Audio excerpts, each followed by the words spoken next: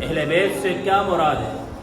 بعض نہ سمجھ لوگ حضرت علی رضی اللہ تعالیٰ عنہ کے خاندان ہی کو اہل بیت میں شمار کرتے ہیں۔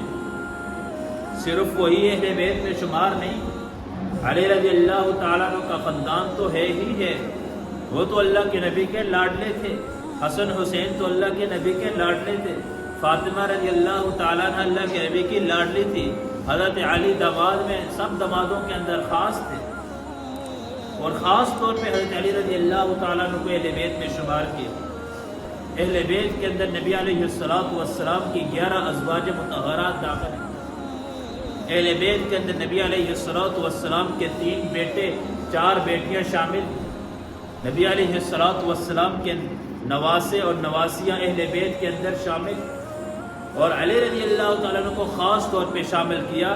اللہ کے باقی داماد بھی ہیں، اللہ کے نبی کے باقی داماد بھی ہیں، لیکن ان میں خاص طور پہ علی رضی اللہ تعالیٰ عنہ کو شامل کیا، یعنی بعض مخصوص صحابہ کو نبی علیہ السلام نے اہل بیت میں شامل کیا۔